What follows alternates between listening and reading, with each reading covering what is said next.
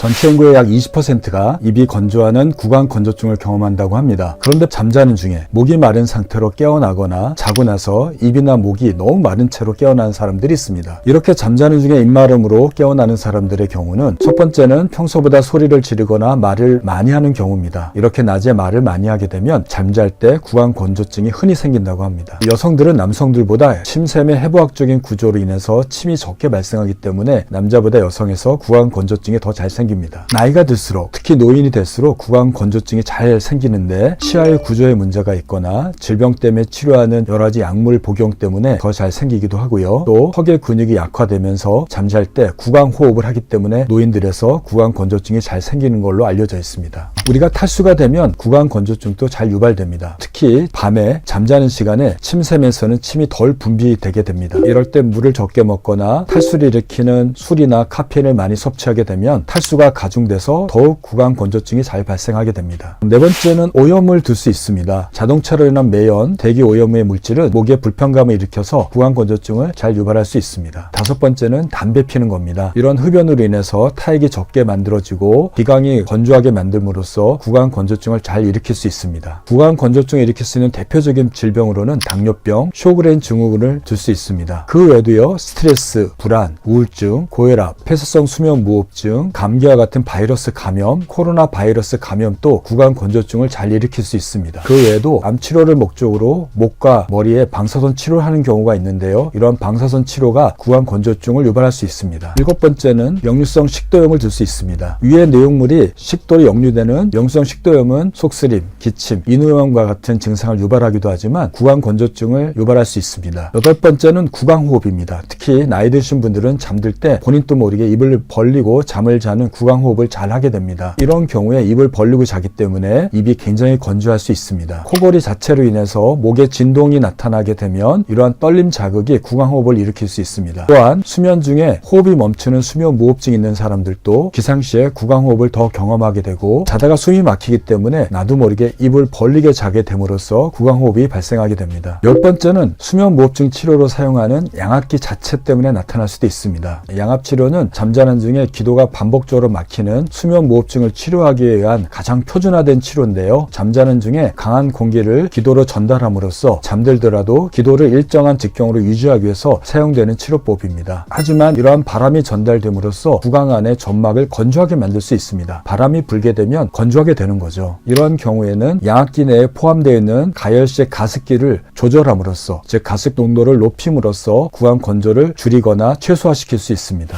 마지막으로는요, 복용하는 많은 약물 중에 일부는 침샘을 억제해서 타액을, 즉 침의 생성을 억제하는 약물들이 포함될 수 있습니다. 항히스타민제, 충혈 완화제, 항우울증 약물, 항정신성 약물, 일부 근육 이완제, 이뇨제, ADHD에 사용되는 여러 가지 약물들, 소변 문제로 사용되는 여러 가지 방광 약물들, 녹내장에 사용되는 여러 가지 약물 중에 일부, 치매나 파킨슨병에 사용되는 일부 약물들이 대표적으로 구강 건조증을 일으킬 수 있습니다. 따라서 야간의 구강 건조증을 예방하거나 치료하기 위해서는 원인을 찾아서 그 원인을 해결하는 것이 가장 좋은 방법이라고 생각이 됩니다. 야간 구강 건조는 다양한 의학적인 질병과 관련되어서 나타나게 됩니다. 첫 번째는 당뇨병입니다. 높은 혈당이 소변으로 잘 빠져나가게 되는데 이때 체내 수분이 같이 소변으로 과도하게 배출되면서 탈수가 발생하게 됩니다. 또한 당뇨병 환자들은 미세혈관 손상이 잘 생기게 되는데요. 침샘에 있는 미세혈관도 손상이 되어서 혈류 공급을 방해하여서 침샘 기능이 떨어지게 되어서 침이 적게 분비되게 됩니다. 두 번째 원인은 코막힘과 수면 무호흡증을 들 수 있습니다. 비염, 비중격 만곡, 비강 내 폴립 등과 같이 코 안에 문제가 생겨서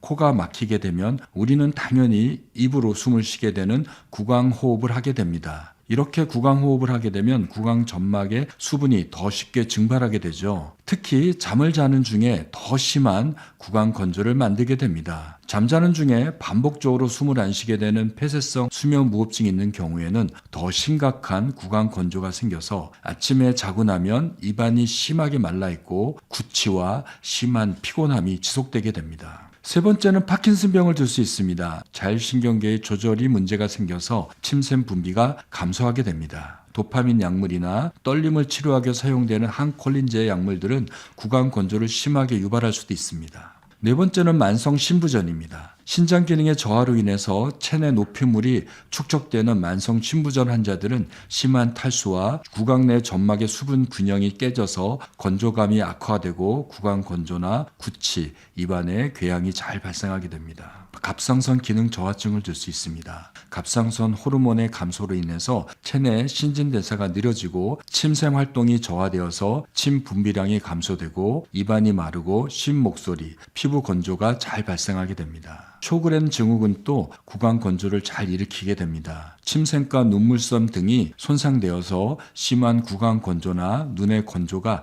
흔히 발생하게 됩니다. 구강 건조를 일으키는 약물도 또 많이 있습니다. 첫 번째는 콧물이나 감기 때 사용되는 항히스타민 제제를 들 수 있습니다. 히스타민 수용체를 차단해서 침 분비를 줄이게 됩니다. 플록세틴이나 아미트립틸린과 같은 항우울제는 자율신경계에 영향을 미쳐서 침 분비를 억제합니다. 세 번째는 이뇨제입니다. 체내 수분을 소변으로 많이 배출되게 함으로써 탈수를 일으켜서 구강 건조를 일으키게 됩니다. 네 번째는 인데롤, 아테놀, 카베디롤과 같은 고혈압 약물입니다. 이러한 베타 차단제는 교감신경계에 작용해서 침샘 활동을 억제하거나 체내 수분을 감소시켜서 구강 건조를 잘 일으키게 됩니다. 시클로스포린과 같은 면역 억제제나 시스플라틴과 같은 항암제도 구강 건조를 유발하게 됩니다. 항암제는 침샘 세포를 손상시키고 면역 억제제는 염증 반응을 억제하면서 침샘 분비를 감소시켜서 구강 건조를 초래합니다. 너무 통증이 있을 때 사용되는 코데인이나 몰핀과 같은 진통제나 마약성 진통제도 구강 건조를 유발하게 되는데요. 중추신경계에 작용해서 침샘 분비를 억제하고 구강 건조를 초래하게 됩니다. 염증이 있을 때 다양한 항생제를 사용하게 되는데요. 테트라사이클린이나 클린다마이신과 같은 항생제는 구강 내에 미생물 환경 변화를 초래하고 일부 약물은 부작용으로 침샘 분비를 줄여서 구강 건조를 초래하게 됩니다.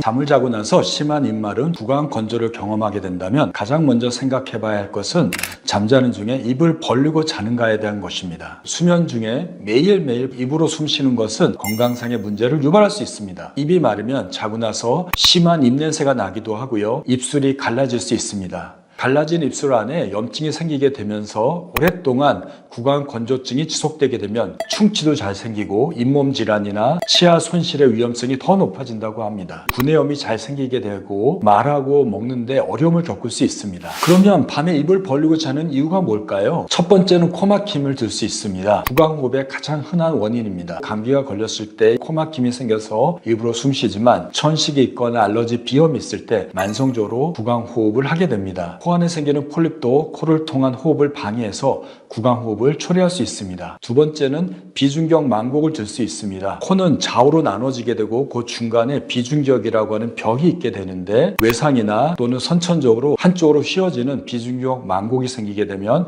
한쪽 콧구멍을 막아서 입호흡을 하게 되고 코골이를 유발할 수 있습니다. 세 번째로 입으로 숨쉬는 원인 중에는 폐쇄성 수면무호흡증을 들 수 있습니다. 수면무호흡증은 잠자는 중에 기도가 막혀서 숨을 못 쉬게 되는 건데 이렇게 숨이 막히게 되니까 본인도 모르게 입을 벌리고 자게 됩니다. 네 번째는 치아의 구조가 왜곡되게 되면 입을 완전히 닫는데 어려움을 겪게 돼서 입으로 숨쉬게 됩니다. 다섯 번째는 코로 숨을 잘 쉬던 아이가 갑자기 입으로 숨쉬게 되면 아데노이드가 부었다는 신호일 수 있습니다. 아데노이드가 커지게 되면 아이들은 코로 숨쉬는 게 어려워서 입을 벌린 채로 잠을 자게 됩니다. 잠자는 중에 구강호흡을 하는 경우에 그 원인을 찾아서 해결하는 것이 가장 좋을 수 있습니다. 예를 들면 코에 식염수나 스프레이를 사용해서 코의 막힘이나 코의 부종을 줄이는 데 도움을 받을 수 있습니다. 알러지성 비염이나 천식, 부비동 감염과 같은 여러 가지 코 안쪽에 염증이 생기는 경우에 이에 대한 치료를 하는 것이 가장 좋을 수 있습니다. 하지만 일시적으로 나타나는 구강호흡이나 심하지 않은 구강호흡의 경우에는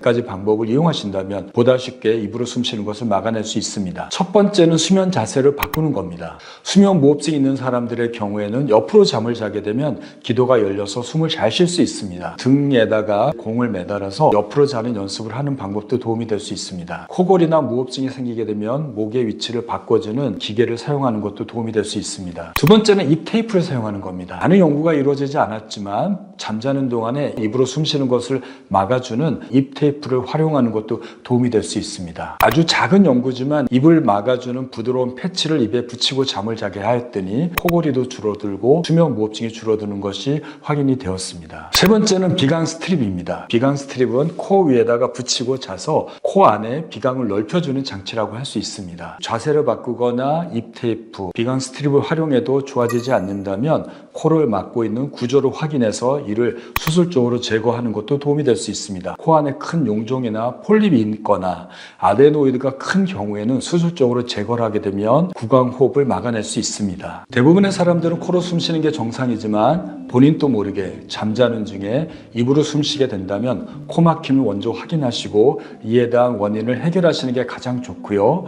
그렇지 않은 경우나 심하지 않은 경우에는 오늘 말씀드린 자세를 바꾸거나 구강 테이프를 사용하거나 비강 스트립을 활용해서 일시적인 구강 호흡을 막아내시기 바랍니다. 구강 건조하실 때 우리는 어떻게 해야 될까요? 첫 번째는 물을 자주 마시는 겁니다. 잠자기 전에 적당량의 물을 마시고 침대 옆에 물을 준비해 두시기 바랍니다. 두 번째는 가습기를 사용하는 겁니다. 침실 습도를 40에서 60%로 유지하시도록 가습기를 설정하시기 바랍니다. 침실의 습도를 높게 유지하게 되면 입을 벌리고 자도 입안의 건조를 덜하도록 막을 수 있습니다. 세 번째는 코로 숨쉬는 연습을 낮에 하는 겁니다. 낮 동안에 코로 숨쉬는 연습을 하게 되면 잠자는 중에도 입으로 숨쉬는 것을 막을 수 있습니다. 구강 청결제를 사용하는 것도 괜찮습니다. 단 주의하는 게 있습니다. 알코올 성분이 들어있는 구강 청결제는 구강을 더 건조하게 만들 수 있습니다. 알코올 성분이 없는 것을 사용하시기 바랍니다. 마지막으로 자일리톨을 사용하는 것도 도움이 됩니다. 자일리톨 성분은 침샘을 자극하여 침의 분비를 증가시키며 구강 세균의 증식을 막아서 구강 건조가 있는 분들이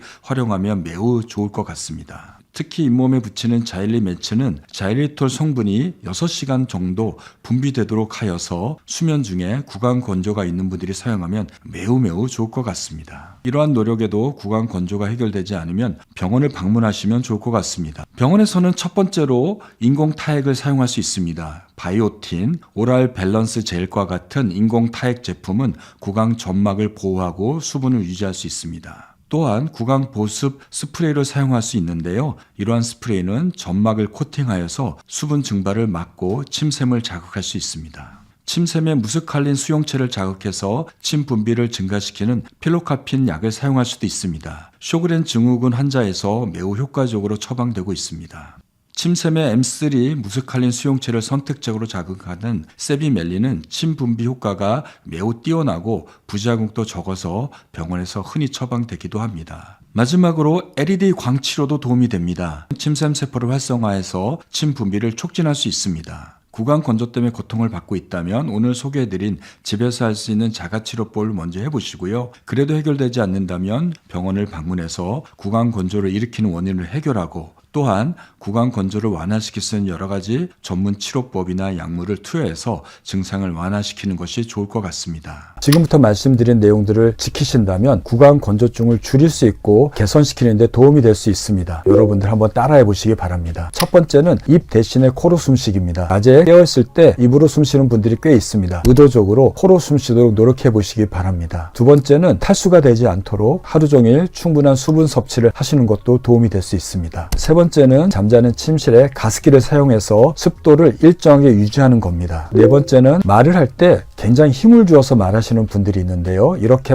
힘을 줘서 얘기를 하는 경우에는 구강 건조증이 잘 생기게 됩니다. 말을 할 때 성도의 긴장을 줄여서 말을 하는 음성 훈련을 받는 것도 도움이 될 수 있습니다. 다섯 번째는 코골이나 폐쇄성 수면 무호흡증이 있는 분들은 병원을 방문하셔서 코골이나 수면 무호흡증을 양압기나 구강내 장치를 통해서 치료를 하게 된다면 구강 건조증을 줄일 수 있습니다. 여섯 번째는 건조하거나 매운 음식을 피하고 부드러운 음식을 섭취하는 겁니다. 일곱 번째는 담배, 설탕, 카페인, 술, 산성 음료를 줄이시는 겁니다. 이러한 음료들이나 이러한 물질들은 구강 건조증을 유발할 수 있습니다. 지금까지 말씀드렸던 내용들을 따라 함에도 불구하고 아침에 여전히 목이 건조하고 구강 건조증을 경험하신다면 다음과 같이 한번 해보시면 그 구강 건조증을 빨리 진정시킬 수도 있습니다. 첫 번째는 얼음 조각을 빠는 겁니다. 차가운 얼음 조각을 빨게 되면 입안의 건조증을 빨리 해결할 수 있습니다. 두 번째는 껌 씹기 씻기입니다. 입이 마를 때 껍을 씹으면 침샘을 자극해서 침이 많이 분비되게 됩니다. 세 번째는 병원을 방문해서 처방된 타액 대체제를 활용하는 겁니다. 병원에서 처방되는 타액 대체제는 구강 건조증을 줄일 수 있습니다. 네 번째는 목에 염증이 있는 경우에 항염증 약물을 사용함으로써 염증을 빨리 개선시킬 수 있습니다. 지금까지 말씀드렸던 자가치료법을 시행해도 구강 건조증이 개선되지 않거나 구강 건조로 인해서 중간에 너무 자주 깨고 구강 건조 외에도 눈의 건조나 침샘이 커지는 침샘 비대와 같은 증상이 동반되는 경우, 삼킴이나 호흡곤란, 명확한 원인 없이 인후통 또는 인후염이 반복되는 경우, 이유 없이 열이 나거나 관절 통증이 반복되는 경우, 입안이 화끈거리거나 구강 안에 하얀 반점이 생기는 경우에 병원을 방문해서 구강 건조를 일으킬 수 있는 원인을 찾고 근본적인 치료를 하셔야 됩니다. 구강 건조증이 지속된다면 원인이 되는 질병이 있어서 그러는 거니까 반드시 병원을 방문하셔서 전문의와 상담을 통해 원인적 치료를 하시기 바랍니다. 한 달 전에 자다가 입 마른 이유 11가지에 대한 영상을 올렸는데요. 올라온 댓글 중에 자다가 입 마름을 해결하기 위해서 입 테이프를 붙이고 자면 어떠냐는 질문들이 여러 번 올라온 걸 확인하였습니다.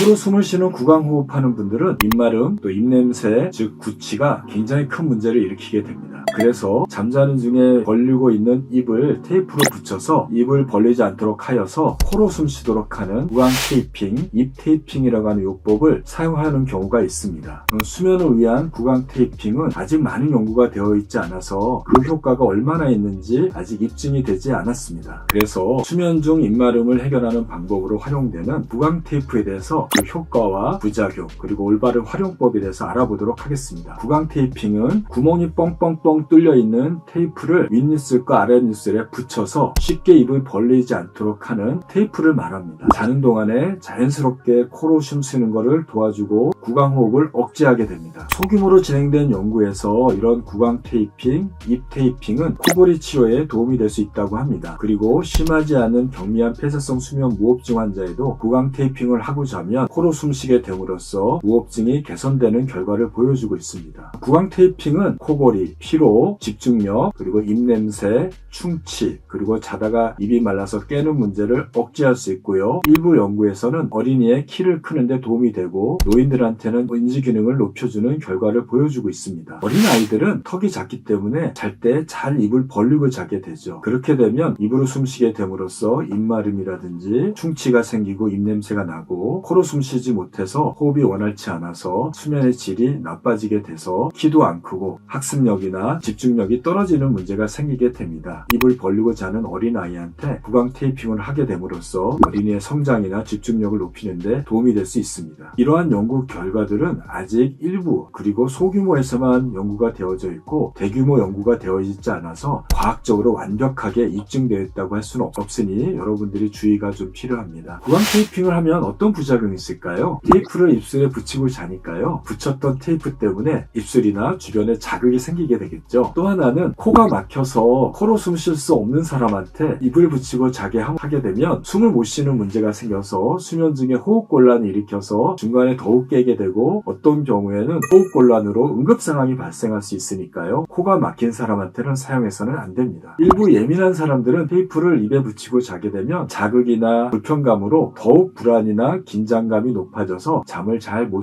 잔다고 하니까요. 예민하신 분들은 이런 테이프를 사용해서는 안 될 것 같습니다. 구강 테이프를 판매하는 회사에서는 피부에 접착해도 문제없는 테이프를 활용해서 의료용 테이프를 활용해서 사용하게 되는데요. 대부분의 사람에서는 문제없지만 일부 사람에서는 알러지 반응이 일어날 수 있으니까요. 이런 걸 사용할 때 피부에 먼저 부착해서 나한테 알러지 반응이 없는지 확인하시고 사용하시면 좋을 것 같습니다. 알러지성 비염이 있거나 코뼈가 휘어 있거나 코 안에 용종이 있는 비용종이 있어서 코로 숨쉬기 어려운 분들한테는 이런 구강 테이핑 방법은 절대적으로 피하셔야 됩니다. 자다가 입으로 숨쉬는 구강호흡을 막기 위해서 턱끈을 활용하는 것도 좋은 방법이 될 수 있습니다. 턱끈은 머리와 턱을 감싸게 하는 탄력 있는 밴드를 착용함으로써 입을 벌리는 걸 좀 막아주는 장치라고 할 수 있겠습니다. 탄력 있는 밴드를 통해서 입을 덜 벌리게 하는 턱끈을 활용하신다면 구강호흡을 줄일 수 있으니까 한번 활용해 보시기 바랍니다. 코골이 목적으로 구강 테이핑을 하시는 분들의 경우에 구강 테이프 외에도 다른 방법을 통해서 코골이를 줄일 수 있습니다. 가장 가장 쉽게 활용할 수 있는 방법은 옆으로 자는 방법입니다. 옆으로 자게 되면 기도가 확장이 돼서 보다 숨 쉬는 게 편리해질 수 있고 코골이를 줄이고 또 구강호흡을 줄일 수 있습니다. 두 번째는 비강 스트립이라고 해서요. 코 위에 붙여서 코의 공간을 넓혀줌으로써 코골이를 줄이는 방법으로 활용할 수가 있습니다. 비강 스트립은 비강을 확장하고 코로 숨 쉬는 것을 도와주는 코에 부착하는 접착 장치라고 할 수 있겠습니다. 비강 스트립에 대해서 일부 연구가 있었는데요. 이거를 사용했더니 단순 코골이가 있는 사람에서 코골이가 상당히 개선된 걸 보여줄 수 있지만 일부에서는 전혀 효과가 없었고요. 수면무호흡증이 동반된 코골이 환자에서도 그 효과가 낮았다고 합니다. 따라서 수면무호흡증이 없는 단순 코골이 환자나 가끔 코를 고는 사람들한테 활용해보면 좋을 것 같습니다. 대부분의 사람들은 숨을 쉴 때 코로 숨쉬게 됩니다. 그런데 잠을 들게 되면 코로 숨쉬던 사람도 입으로 숨쉬는 경우가 꽤 있습니다. 대표적으로 습관적으로 코를 고는 사람들이나 수면무호흡증이 있는 경우에 입으로 숨쉬는 구강호흡을 하게 됩니다. 잠자는 중에 이렇게 입을 벌리고 자는 사람들한테는 오늘 말씀드렸던 구강 테이핑 또는 턱끈과 같은 장치를 사용함으로써 입을 덜 벌리고 자게 됩니다. 하지만 잠잘 때 입을 벌리지 않음에도 불구하고 구강 건조증이 생기는 사람들이 있습니다. 노인들이나 침샘이 마른 사람들의 경우에 또는 입을 마르게 하는 여러 가지 약재들을 드시는 경우에 또 이뇨작용이 있는 술이나 카페인을 많이 드시는 경우에 이런 결과가 나타나게 됩니다. 이렇게 입을 벌리지 않음에도 불구하고 입이 마른 사람들한테는 오늘 말씀드렸던 구강 테이핑 또는 턱끈들은 전혀 효과가 없습니다. 따라서 구강 테이핑이나 입 테이핑은 입을 벌리고 자는 사람들한테 입마름을 막고 코로 숨쉬는 것을 도와주기 위해서 활용하는 방법이라고 할 수 있겠습니다. 잠자는 중에 입이 마른 모든 입마름 환자한테 구강 테이핑이나 턱끈이 필요한 건 아니라고 생각됩니다. 따라서 입을 벌리고 잠을 자서 입마름이 생긴 사람들한테 오늘 말씀드렸던 구강 테이핑이나 턱끈을 활용해 보신다면 좋은 결과가 있을 거라고 생각이 됩니다. 구강 건조증을 치료하기 위해서는 지금까지 말씀드렸던 원인을 찾아서 해결해야 합니다. 하지만 이렇게 그 원인을 찾아 해결하는 것이 쉽지 않습니다. 나이가 들어서 여러 가지 질병으로 인해서 복용하는 약물로 인해서 발생하기 때문에 스스로의 노력으로 그 원인을 해결하기가 어려운 거죠. 이렇게 그 원인을 찾아서 해결하기가 어렵다면 타액의 분비량을 늘리도록 하거나 구강 건조증을 일으키거나 악화시킬 수 있는 본인의 습관이나 행동을 교정해야 합니다. 먼저 구강 건조를 유발하고 악화시킬 수 있는 생활 습관을 개선하는 것이 중요합니다. 첫 번째, 하루 종일 수분 섭취를 늘리시기 바랍니다. 특히 밤에는 짠 음식을 너무 많이 섭취하지 않도록 하셔야 됩니다. 두 번째는 카페인은 구강 건조를 악화시킬 수 있기 때문에 구강 건조가 있는 분들은 가급적 카페인 섭취를 줄이거나 오전에 적은 용량을 드시기 바랍니다. 세 번째는 흡연과 담배를 피셔서는 안 됩니다. 담배는 구강 건조증을 일으킬 수 있는 대표적인 물질이기 때문입니다. 네 번째는 알코올이 포함된 구강 청정제를 사용해서는 안 됩니다. 알코올이 포함된 구강 청정제는 입안을 건조할 수 있기 때문에 가능하면 사용해서는 안 됩니다. 대신에 무알코올성 구강 청결제를 확인하시고 사용해 보시기 바랍니다. 다섯 번째는 입안을 건조하게 만들 수 있는 약물이 있다면 아침에 복용하거나 구강 건조가 덜한 약물로 변경이 필요합니다. 이러한 약물을 바꾸거나 변경할 때는 담당 선생님하고 상의해 보시기 바랍니다. 습관적으로 코가 아닌 입으로 숨 쉬는 분들이 있습니다. 특히 턱이 작은 사람들이 이런데요. 이런 경우에 낮에 깨어있을 때 코를 통해서 의도적으로 숨 쉬는 노력을 해보시는 것도 도움이 될 수 있습니다. 습관적으로 매일 코를 골거나 수면 무호흡증이 관찰된다면 수면 전문의 치료를 통해서 정확한 진단을 받고 양압기 치료와 같은 치료를 통해서 수면 무호흡증을 개선하면 구강 건조증이 좋아질 수 있습니다. 이러한 생활습관 개선에도 불구하고 구강 건조증이 지속된다면 타액을 분비를 촉진시키는 방법을 사용할 수 있습니다. 첫 번째는 충분한 수분을 섭취하는 겁니다. 우리의 타액은 수분으로 만들어지기 때문에 수분을 많이 섭취하게 되면 타액의 분비량이 늘어날 수 있습니다. 두 번째는 잠자는 중에 입이 건조해서 깨어나는 것을 대비해서 침대 옆에 물 한 잔을 놔두시기 바랍니다. 세 번째는 잠자는 중에 실내 가습기를 사용해서 공기 중에 수분을 일정 정도 약 50%에서 60%로 유지해 두시기 바랍니다. 이렇게 되면 입을 벌리고 자도 입안의 건조를 막을 수 있습니다. 네 번째는 무언가 씹을 때 침샘이 자극되어서 침 분비량이 늘어날 수 있습니다. 따라서 무설탕 껌을 씹거나 무설탕 사탕을 빨거나 얼음을 빨도록 해서 타액 생성을 자극할 수 있습니다. 이렇게도 안 되면 병원을 방문하시기 바랍니다. 병원에서는 겔이나 치약, 각을 스프레이 형태의 타액 대체제를 처방할 수 있습니다. 그리고 침샘을 자극하는 약물도 처방할 수 있습니다. 침샘은 부교감신경의 자극에 의해서 타액 생성이 증가된다고 합니다. 따라서 부교감신경계를 자극하는 필로칼핀이나 세비멜린과 같은 타액 분비 촉진제를 처방할 수도 있습니다. 하지만 이런 타액 분비 촉진제는 부작용이 많기 때문에 전문의의 정확한 진단을 통해서 필요한 사람만 처방을 받아서 사용해야 합니다. 또 다른 방법으로 자일리매치를 소개해드릴 수 있습니다. 치아와 잇몸에 부착해서 4시간에서 6시간에 걸쳐서 자일리톨이 서서히 녹는 디스크 형태의 자일리매치도 구강 건조 증상을 개선하는 데 매우 효과적일 수 있습니다. 잠잘 때도 입안에 자일리톨 성분이 지속적으로 분비되어서 타액 분비가 촉진되고 입안이 밤새도록 촉촉하게 유지하고 또 구강 내 세균 감염을 예방하여 치아 손상을 막고 구강 건강을 지킬 수 있습니다. 오늘 말씀드린 생활 습관을 개선한다면 구강 건조를 어느 정도 예방할 수 있습니다. 그래도 해결되지 않는다면 침샘을 자극하는 자일리멜치나 자일리톨 껌을 씹거나 그래도 해결되지 않으면 병원을 방문해서 원인을 찾고 침샘을 자극하거나 타액 분비를 촉진하는 약물을 통해서 증상을 개선시킬 수 있습니다.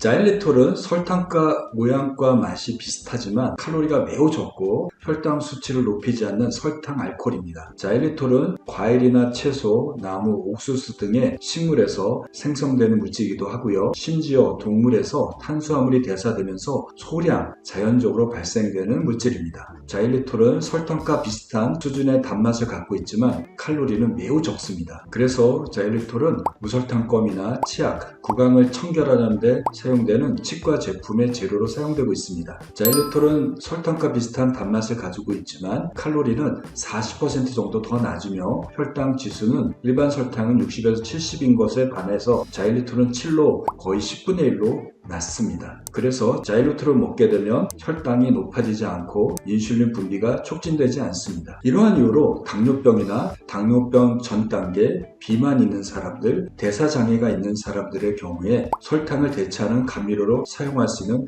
아주 훌륭한 대안이 될 수 있습니다. 자일리톨이 가지고 있는 또 하나의 특징은 입안에 있는 세균을 억제하는 것입니다. 입안에는 많은 세균들이 존재하고 있습니다. 일부의 세균들은 우리 몸을 이롭게 하지만 일부의 세균들은 우리의 치아를 손상시키고 플라그를 만들고 잇몸 질환을 유발할 수 있습니다. 대표적으로 나쁜 세균으로는 스트랩토코커스 뮤탄스라고 하는 세균이 있는데요. 이러한 세균들은 탄수화물의 당 성분을 흡수해서 잇몸과 충치를 일으킬 수 있는 플라그를 만들어내고 입냄새를 유발하게 됩니다. 따라서 구강 문제가 있는 사람들은 포도당이나 단 것을 먹어서는 안 됩니다. 설탕 대신에 자일리톨을 대체해서 음식을 섭취하게 되면 이런 세균은 자일리톨을 연료로 사용할 수 없기 때문에 에너지 대사 경로가 막혀서 결국은 굶어 죽게 됨으로써 충치가 예방되고 입냄새를 줄일 수 있으며 구강 건조를 막을 수 있습니다. 한 연구에서 자일리톨 껌을 씹었더니 유해 박테리아 수준을 27%에서 75% 정도로 감소시켰고 대신에 유익한 박테리아 수준은 일정하게 정상적으로 유지되었다고 합니다. 또한 사람을 대상으로 한 연구에서 설탕을 대체해서 자일리톨을 첨가했더니 충치가 30에서 85% 정도 줄어들었다고 합니다. 또한 자일리톨은 항산화 효과를 일으켜서 우리 몸의 염증을 제거하는 효과가 있다고 합니다. 또한 자일리톨은 입안에 있는 나쁜 세균을 억제해서 구강 건강을 지키는 것뿐만 아니라 타액 생성을 증가시킬 수 있습니다. 이에 대한 다양한 연구들이 있었습니다. 2011년에 발표된 연구를 보면은 구강 건조증을 호소하는 15명을 대상으로 일주일 동안 아침, 점심, 저녁에 약 30분 이상 자일리매치를 치아에 부착하도록 하였습니다. 또한 잠잘 때도 부착하고 잠을 자도록 하였습니다. 일주일이 지난 다음에 입안의 촉촉함을 측정하는 점수가 22점에서 67점으로 3배 정도 증가된 것이 확인되었습니다. 또한 낮에도 입안의 촉촉한 점수가 27점에서 65점으로 거의 2.5배 정도 증가되었습니다. 2023년도에 구강 건조증을 일으킬 수 있는 쇼그렌 증후군 환자 92명을 대상으로 평소에 입마름을 해결하는 방법과 설문조사에 대한 연구가 있었습니다. 구강 건조가 매우 심한 쇼그렌 환자들은 약 81%에서 물을 자주 마셨다고 합니다. 두 번째로 77%는 과일을 먹었고요. 75%는 구강 건조를 막기 위해서 자주 차를 마셨다고 합니다. 또한 66%의 환자들은 입술을 촉촉하게 하는 립밤을 발랐다고 하고요. 52% 환자들은 입을 자주 헹궜다고 합니다. 그리고 37%는 껌 씹기, 33%는 사탕을 빨았고 또 다른 33%는 젤리 매치를 사용했습니다. 본인이 사용한 구강 건조 해결 방법 중에 가장 효과가 좋은 3개를 고르도록 하였습니다. 그 결과 82%가 껌 씹기가 가장 효과가 좋았다고 보고하였습니다. 그리고 68%는 젤리 매치를 사용하였더니 구강 건조가 개선되었다고 보고하였습니다. 그 외에도 67%는 구강 겔을 사용하였고 61%는 사탕 빨기를 하였다고 합니다. 따라서 구강 건조가 쓸 때 껌 씹기나 젤리 매치를 이용해서 구강 건조를 개선하는 것이 많은 사람들의 경험에 의해서 그 효과가 확증된 것 같습니다. 우리가 침이 생성되는 것은 부교감 신경에 의해서 조절됩니다. 즉 부교감 신경에서 분비되는 아세틸콜린은 세포 내로 칼슘을 증가시켜서 타액의 생성을 촉진시키게 됩니다. 그런데 자일리톨은 아세틸콜린 수용체에 붙어서 침샘을 직접적으로 자극해서 타액 분비를 촉진시키게 됩니다. 2019년에 5명의 건강한 사람과 14명의 구강 건조증이 있는 사람을 대상으로 자일리톨 껌을 씹게 하였더니 건강한 사람은 침 분비가 5배 정도 증가하였고 구강 건조증이 있는 사람들은 10배 이상 증가했다고 합니다. 자일리톨 껌을 씹은 구강 건조증 환자들은 거의 정상인과 비슷한 정도로 침의 분비량이 늘어난 것이 확인되었습니다. 2017년에 또 다른 연구에서는 구강 건조증이 있는 5명의 환자를 대상으로 일주일 동안 자일리 매치를 부착하고 침 생성량을 측정하였습니다. 자일리 매치를 부착하고 나서 10분 후에 타액, 즉 침 분비량이 2배 정도 증가된 것이 확인이 되었고 그 효과는 4시간에서 6시간 동안 지속되었습니다. 자일리톨 껌은 낮에는 씹을 수 있으나 잠잘 때는 씹을 수가 없습니다. 밤이 되면 정상적으로 침 분비량이 줄어들게 됩니다. 그래서 입마름이 더 심해지는 야간 구강 건조증이 잘 생기게 되고 그 결과로 인해서 입안이 건조하기 때문에 세균 증식이 더 잘 생겨서 치아 손상이 잘 일어나고 잇몸 질환이 잘 발생하게 됩니다. 2016년에 미국에 있는 오랄 코트라는 회사에서 발매한 자일리 매치는 몸에 부착해서 4시간에서 6시간을 거쳐서 자일리톨이 서서히 녹는 디스크 형태의 제품으로 나뿐만 아니라 잠자는 중에도 구강 건조가 심한 분들에게 잠자는 중에 타액 분비를 촉진시켜서 입안의 촉촉함을 유지하고 구강 내 세균 감염을 막고 충치와 잇몸 질환을 예방할 수 있는 손쉬운 방법이 될 수 있습니다. 잇몸에 붙이는 자일리톨인 자일리 멜치는 500mg의 자일리톨이 포함되어 있는 디스크로 미국 식약처에서는 자일리톨이 매우 안전하기 때문에 식품 첨가물로 승인하였습니다. 자일리톨은 일반적으로 안전하지만 성인의 경우에 하루에 10g에서 30g 정도 복용하면 별 문제 없다고 합니다. 그 이상 복용하거나 개인적인 특성에 의해서 일부 사람에게는 복부 팽만감이나 설사와 같은 소화 문제를 일으킬 수 있습니다. 자일리 매치에 포함되는 자일리톨은 500mg밖에 안 되기 때문에 하루에 4-5번 부착해도 이러한 부작용이 잘 생기지는 않을 것 같습니다.